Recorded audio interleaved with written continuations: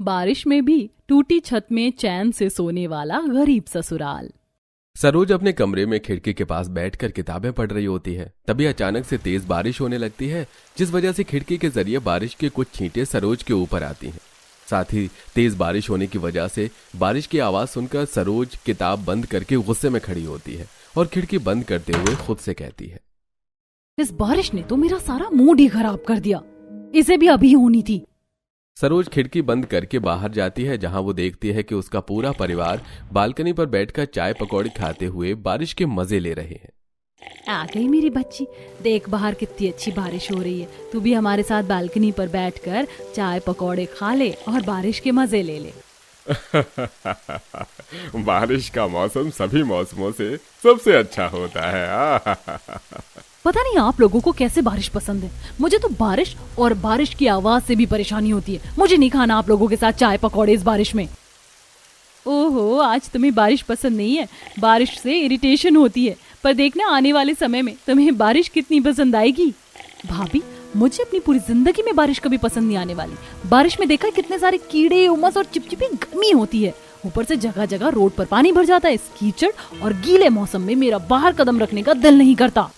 मुंह बनाकर सरोज फिर से अपने कमरे में चली जाती है। इसी तरह कुछ दिन बीत जाते हैं और एक दिन जब सरोज कॉलेज में होती है तो कॉलेज की छुट्टी होते ही तेज बारिश होने लगती है। अब सभी बच्चे बारिश में भीगते हुए मजे से घर जाते हैं, तो वहीं कॉलेज के बाहर भरा पानी और बच्चों को देखकर बारिश में जाता हुआ सरोज अपनी दोस्त से कहती है, बाहर बारिश का कितना गंदा पानी जमा हो चुका है और उसमें भी कैसे ये सारे लोग भीग रहे हैं और गीले कपड़ों में घर जाने को तैयार हैं। तू कभी बारिश को एंजॉय नहीं करती, इसीलिए तुझे बारिश से इतनी चिढ़ है, पर आज मैं तुझे बारिश में एंजॉय करवाऊंगी। फिर देखना तुझे ये गंदा पानी नहीं बल्कि बारिश की बूंदें नजर आएंगी और बारिश होते ही तू भी मोरनी की तरह इस बारिश में नाचना शुरू कर देगी। सीमा काफी जिद करती है, पर सरोज बारिश में भीगने को तैयार नहीं होती और बारिश रुकने के बाद जब उसका ड्राइवर आता है तो वो अपने ड्राइवर के साथ घर जाती है। इसी तरह कुछ दिन बीत जाते हैं और एक दिन सीमा अपने कुछ दोस्तों के साथ एक रेस्टोरेंट में जाती है, जहां वो बाहर छाते के नीचे टेबल कुर्सी पर बैठकर खाना एंजॉय कर रही होती है। मौसम तो एकदम से बदल गया है, किसी भी वक्त बारिश हो सकती है। अगर बारिश होगी तो मजा आ जाएगा। यार प्लीज मेरे सामने बारिश का नाम मत लिया करो। बारिश का नाम सुनते ही मुझे वही चिपचिपी गर्मी, रोड पर जमा गंदा पानी, कीड़े नजर आते हैं। इसीलिए जब मैं यहाँ से चली जाऊं तभी बारिश शुरू हो। सरोज इतना बोल ही रही होती है कि तभी अचानक से बारिश शुरू हो जाती है। जहां सरोज के सभी दोस्त बारिश में भीगने लगते हैं तो वहीं सरोज रेस्टोरेंट के अंदर जाती है, पर इस बार सीमा भी पूरा मन बना लेती है कि वो सरोज को गीला करके रहेगी और इसीलिए वो जबरदस्ती उसका हाथ पकड़कर उसे बाहर खींच कर लाती है और बारिश में गीला करती है। देखा, बारिश इतनी भी खराब नहीं, मजा आ रहा है ना। इस बारिश में और गंदे पानी में खड़े होकर तुझे मजा आ रहा है, मुझे नहीं। तेरी वजह से मैं पूरी गीली हो गई, अब मैं घर कैसे जाऊंगी। सरोज अपनी दोस्त पर चिल्लाने लगती है और चिल्लाती हुई रेस्टोरेंट के अंदर जाती है। तभी वहां दीपक नाम का एक वेटर आता है और ये सब देख सरोज से कहता है, लगता है आपको गीला होना बिल्कुल भी पसंद नहीं है। आप बड़ी परेशान भी लग रही हैं इस बारिश की वजह से। वैसे मेरी बहन ने मुझे टेलर से सूट लाने के लिए कहा था। मैंने टेलर से तो सूट ले लिया, पर अब शाम को ही घर जाकर दे पाऊंगा। पर मुझे लगता है इस वक्त आपको इस सूट की ज्यादा जरूरत है। आप मेरी बहन की ड्रेस ले लीजिएगा, मैं इसी रेस्टोरेंट में काम करता हूँ। 1-2 दिन में आप वापस कर देना, मैं अपनी बहन को समझा लूंगा, वो कुछ नहीं बोलेगी। थैंक यू मुझे समझने के लिए, आप प्लीज मुझे ये ड्रेस दे दीजिए। दीपक अपनी बहन का सूट सरोज को देता है, जिसे बदलकर सरोज अपने घर जाती है और अगले दिन सरोज दीपक को उसकी बहन की ड्रेस देने उसी रेस्टोरेंट में वापस आती है। आप इसी रेस्टोरेंट में वेटर का काम करते हैं, आप बहुत अच्छे हैं। आज तक मेरे दोस्त और घर वाले भी मुझे नहीं समझ सके जितना आप मुझे एक दिन में समझ लिए। आपसे मिलकर बहुत अच्छा लगा और इस ड्रेस के लिए थैंक यू। अरे कोई बात नहीं, यह तो मेरा फर्ज था। दीपक की अच्छाई देखकर सरोज दीपक को पसंद करने लगती है। इसी तरह कुछ दिन बीत जाते हैं और वो दोनों अब रोज मिलते हैं और देखते ही देखते एक दूसरे को पसंद करने लगते हैं।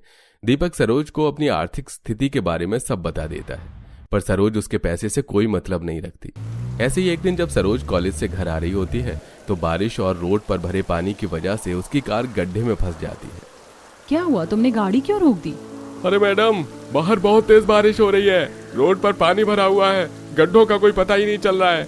लगता है गाड़ी गड्ढे में फंस गई है। आप गाड़ी में बैठी रहिए, मैं किसी से कहकर धक्का लगवाता हूँ।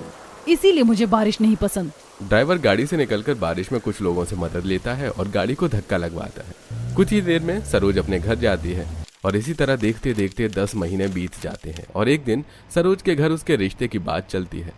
सब लिविंग हॉल में फोटो देखकर बात कर रहे थे। ये देख सरोज अपने घर वालों को दीपक के बारे में बताती है। पापा, ये क्या कह रही है? इसको उस गरीब से शादी करनी है। अरे तो उसके साथ कभी खुश नहीं रह पाएगी। माँ पापा, भैया को समझाओ ना।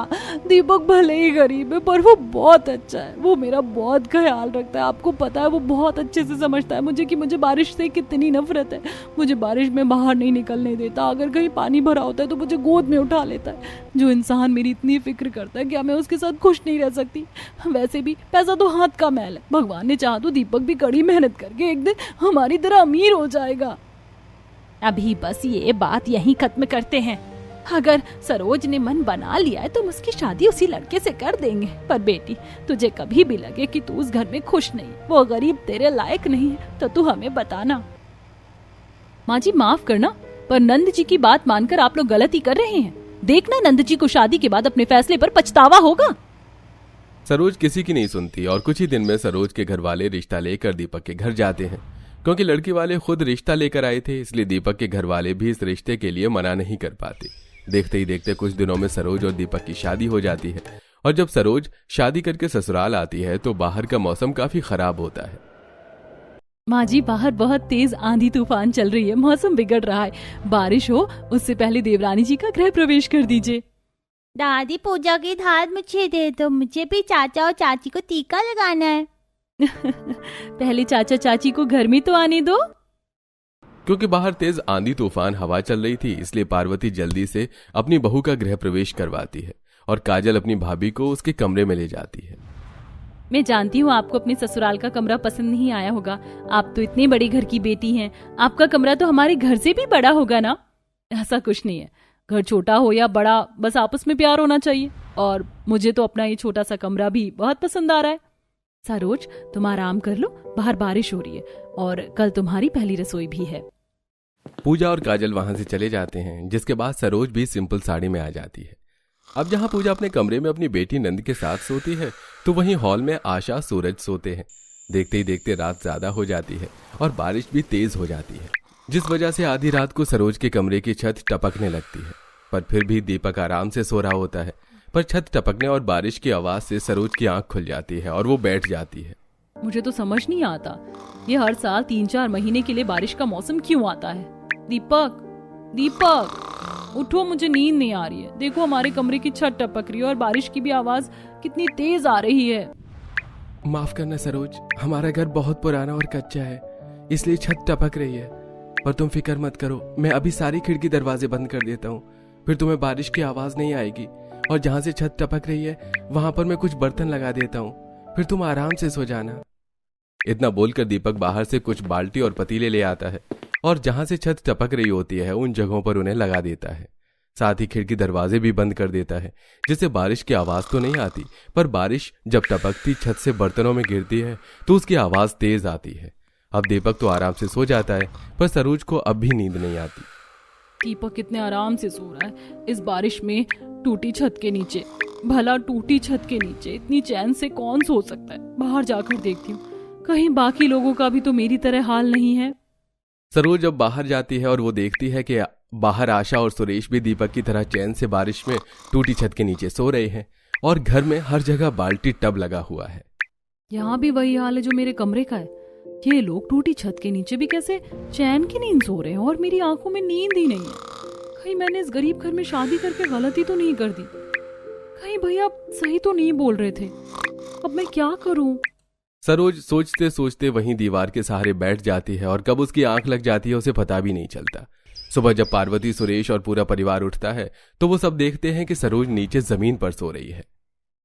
बहू, उठो तुम। बाहर ऐसे नीचे जमीन पर क्यों सो रही हो? तुम्हारी तबीयत तो ठीक है? वो रात को बारिश हो रही थी और घर की छत टपक रही थी, इसलिए मुझे नींद नहीं आई और मैं यहीं बैठ गई।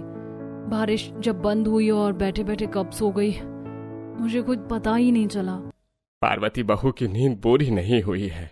बहू, तुम थोड़ा और सो जाओ, तुम्हारी पहली रसोई हम कल करवा लेंगे। नहीं नहीं पापा जी, मैं ठीक हूँ, मैं आज ही अपनी पहली रसोई करूंगी। अब सरोज तैयार होकर बाहर आती है और अपनी नंद जेठानी के साथ अपनी पहली रसोई की तैयारी करती है। बस बस सरोज, हलवे में इतनी चीनी काफी है। काजल, तुमने सब्जियां काट ली? हाँ भाभी, मैंने सब्जियां काट दी हैं। अब मैं घर की सफाई करनी चाह रही हूँ। मुझे भी स्कूल जाना है माँ। कभी तो माँ का पीछा छोड़ दिया कर, अब तेरा भाई या बहन आने वाला है। चल मैं तुझे आज स्कूल छोड़ कर आती हूँ। ससुराल वालों का प्यार देखकर सरोज को बहुत अच्छा लगता है। कुछ देर में उससे मिलने उसके भैया भाभी आते हैं, जिन्हें वो बिठाती है और चाय देती है। कैसी है मेरी प्यारी बहन अपने ससुराल में? हाँ, आज तो तेरी पहली रसोई है ना, इसलिए सोचा कि तेरी भाभी के साथ तुझसे मिलने तेरे गरीब ससुराल आ जाऊं और देख लूं तुझे कि तूने बारिश में कैसे घर में रात गुजारी। सरोज, तुम इस घर में कैसे रह रही हो? रात में कितनी बारिश हुई थी। तुम्हें तो बारिश से इरिटेशन होती है ना? तुम्हारे घर की छत भी कहीं कहीं से टूटी है, दीवार में भी दरार है। रात में क्या तुम्हें इरिटेशन नहीं हुई? नहीं भाभी, क्योंकि यहाँ मेरा ख्याल रखने के लिए मेरा पूरा परिवार है। अब आप लोग आए हैं तो खाना खाकर जाइएगा। सरोज सारी रात नहीं सो पाती और इस बारे में अपने भैया भाभी को कुछ नहीं बताती। वो खाना बनाकर चटाई बिछाती है और खाना लगाती है। फिर सब बैठकर हलवा पूरी आलू की सब्जी खाते हैं और सब उसकी काफी तारीफ करते हैं और शगुन भी देते हैं। ये देख भैया भाभी खाना खाकर चले जाते हैं। इसी तरह कुछ दिन बीत जाते हैं और एक बार फिर रात को तेज बारिश होती है, जिसमें पूरा परिवार अपनी टूटी छत के नीचे भी बाल्टी बर्तन लगाकर आराम से सो रहा होता है। तो वहीं आज भी सरोज को नींद नहीं आती और वो अंदर बाहर करती है और इसी बीच सुरेश की आंख खुलती है। क्या हुआ बहू, तुम सोई नहीं? हाँ, वो बाहर बारिश हो रही है और घर की छत भी टपक रही है। बारिश की आवाज और छत टपकने की आवाज से मुझे नींद नहीं आ रही। समझ नहीं आ रहा इस टूटी छत के नीचे कैसे सोऊं। कोई बात नहीं बहू, आज रात काट लो। कल सुबह मैं तेरे जेठ को फोन करूंगा। शहर में कमाता है, कुछ दिनों में पैसे भेजने वाला है। फिर मैं अपने दोनों बेटों से बात करके छत की मरम्मत करवा दूंगा। अब मैं बूढ़ा हो गया हूँ, मुझसे काम नहीं हो पाता, वरना अब तक तो छत की मरम्मत भी हो जाती। विनोद के कहने पर सरोज कमरे में जाती है और सोने की कोशिश करती है, पर जब तक बारिश नहीं रुकती वो सो नहीं पाती। तो वहीं अब भी पूरा परिवार चैन की नींद ले रहा होता है। इसी तरह कुछ दिन बीत जाते हैं और पूरी रात बारिश होने की वजह से रोड पर गलियों में पानी भरा होता है। घर के बाहर पानी कीचड़ देखकर सरोज हाथ में सब्जी का थैला लिए दरवाजे पर ही खड़ी हो जाती है। क्या हुआ बहू, तुम्हें मेरे साथ बाजार नहीं चलना? माँ, सरोज को रहने दो, उसे बारिश के पानी और कीचड़ से बहुत परेशानी है। ऐसी बात है देवर जी, तो मुझे पहले बताना चाहिए था ना। कोई बात नहीं सरोज, तुम खाना बना लो, मैं माँ जी के साथ सब्जी ले आऊंगी।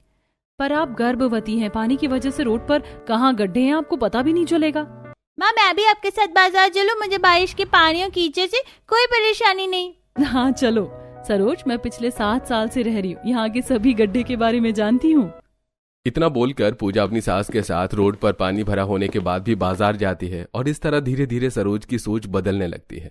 अब वो खाना बनाने के लिए जैसे ही जाती है तेज बारिश हो जाती है और इसी तेज बारिश में एक बार फिर सरोज के भैया आशा के साथ घर आते हैं और जब सरोज खाना बना रही होती है तो छत टपकने की वजह से बारिश का गंदा पानी उसके खाने में चला जाता है और ये देख आशा अपनी बेटी से कहती है, बेटा तू कैसे यहाँ रह रही है? बारिश का पानी खाने में चला गया, अब क्या तू दोबारा खाना बनाएगी? यहाँ तो जगह जगह तुम्हारे घर की छत टपक रही, तुम रात में कैसे सोती हो बारिश में? और करो अपनी मनमानी, अगर बड़ों की बात नहीं सुनेगी तो यही सब होगा ना। भैया, आपको मेरी फिक्र करने की जरूरत नहीं है, मैं यहाँ बहुत खुश हूँ। और रही खाने की बात, तो सब्जी खराब हुई है, छोले चावल दाल रोटी अब भी सही सलामत है। अपनी बेटी को अपनी आंखों के सामने बारिश में भी काम करता देख आशा की आंखें भर आती हैं। समय यूं ही गुजरता है और जब भी रात को बारिश होती बेचारी सरोज सारी रात नहीं सो पाती। तो वहीं पूरा परिवार अब चैन की नींद भी सो रहा होता है। 1 महीने होने को है, पर अब तक इन लोगों की तरह मेरी आदत क्यों नहीं बनी टूटी छत के नीचे बारिश में सोने की। भला इस बारिश में कोई टूटी छत के नीचे इतनी चैन की नींद कैसे सो सकता है। सरोज बारिश से जितनी परेशान हो रही थी उतना ही अच्छा उसे अपने ससुराल वालों के साथ लगने लगा था। ऐसे ही एक दिन काफी बारिश होती है जिसकी वजह से न सिर्फ आज उनके घर की छत टपकती है बल्कि उनके घर में पानी भर जाता है। भाभी आप रहने दो, आपको बारिश से प्रॉब्लम होती थी, पर अब मैं आदत डाल रही हूँ आप लोगों की तरह इन परेशानियों का सामना करने की। इतना बोलकर सरोज भी अपने ससुराल वालों के साथ घर से पानी निकालने लगती है और तभी रवि छतरी लिए शीतल के साथ आता है और उसे घर से पानी खाली करता देख उस पर हंसने लगता है। मायके में तो तू बड़े नखरे दिखाती थी कि मुझे बारिश की आवाज से भी चिढ़ होती है, और आज अपने ससुराल वालों के साथ मिलकर घर से बारिश का पानी खाली कर रही है। यही जिंदगी चुनी थी तूने अपने लिए। नंद जी, आप यहाँ ज्यादा दिन नहीं रह पाओगे, हमारे साथ चलो, जब बारिश का मौसम खत्म हो जाए तो वापस आ जाना। ये गरीब लोग आपको कोई फैसिलिटीज नहीं दे पाएंगे। बस बहुत हो गया, आप लोग यहाँ बार बार बस मेरा और मेरे परिवार का मजाक बनाने आते हैं, पर मेरे ससुराल वाले मेरे बारे में बहुत सोचते हैं। और रही मेरे घर की टूटी छत और घर में जमा पानी की, तो बहुत जल्द हमारे घर की छत की भी मरम्मत होगी और घर में पानी भी नहीं भरेगा। और जब ऐसा होगा उस दिन मैं आप सबको बुलाऊंगी रात भर रुकने के लिए। इस बात सरोज अपने भैया भाभी की एक नहीं सुनती, तो वहीं रवि और शीतल भी सरोज की बात सुनकर वहां से चले जाते हैं। देखते ही देखते रात हो जाती है। पूरे दिन पानी खाली करने की वजह से पूरा परिवार काफी ज्यादा थक चुका था, इसलिए छत टपकने के बाद भी वो लोग आराम से सो जाते हैं। पर सरोज नहीं सोती और तभी वो अपनी सहेली को फोन करती है। सीमा, तू जहाँ काम कर रही है वहाँ मेरी भी जॉब लगवा दे। तू बता रही थी वहाँ वैकेंसी है। वैकेंसी फुल होने में समय ही कितना लगता है, तू ऑनलाइन जॉब अप्लाई कर ले। पूरी रात बारिश होती है और सरोज अपनी टपकती छत के नीचे एक कोने में बैठकर जॉब सर्च करती है। अब अगले दिन सरोज इंटरव्यू देने के लिए रोड पर भरा पानी होने के बाद भी बिना किसी को बताए इंटरव्यू देने जाती है और शाम को घर आती है जहां सब परेशान बैठे थे। सरोज, तुम सबको बिना बताए कहाँ चली गई थी? हाँ बहू, तुझे पता है हम कितने परेशान हो गए थे। मैं इंटरव्यू देने के लिए गई थी और आप सबके लिए खुशखबरी है, मेरी जॉब लग गई है। अब मैं अपनी पहली सैलरी से घर की मरम्मत करवाऊंगी। नहीं बहू, तुझे अपनी पहली सैलरी से छत की मरम्मत करवाने की जरूरत नहीं है, क्योंकि शहर से तेरे जेठ ने पैसा भेजा है और कुछ पैसे मैंने भी अपनी पेंशन के रखे थे और दीपक भी कुछ पैसे दे रहा है। इतने पैसे हो गए कि छत की मरम्मत करवा सके। सुरेश अपने दोनों बेटों के पैसे और अपनी पेंशन के पैसे मिलाकर छत की मरम्मत करवाता है। इसी तरह कुछ दिन बीत जाते हैं और सरोज अपनी पहली सैलरी से घर में प्लास्टर पेंट करवाकर अपने मायके वालों को तेज बारिश में घर बुलाती है और सब चटाई पर बैठकर खाना खा रहे होते हैं। चाची, मुझे पता है आज आपके भैया भाभी मम्मी पापा आए, इसीलिए हमारे घर में 56 भोग बने हैं। अंकल, आज रात आप हमारे घर ही रुकना, अब हमारे घर की छत नहीं टपकती। हाँ बेटा, आज हम तुम्हारे ही घर में रुकेंगे। सरोज, मुझे बहुत अच्छा लग रहा है अपनी इस बेटी को देखकर। मैंने तुझे बड़े ही नाजों से पाला, पर तूने साबित कर दिया जब इंसान पर मुसीबत पड़ती है तो उसका भी सामना कर लेता है।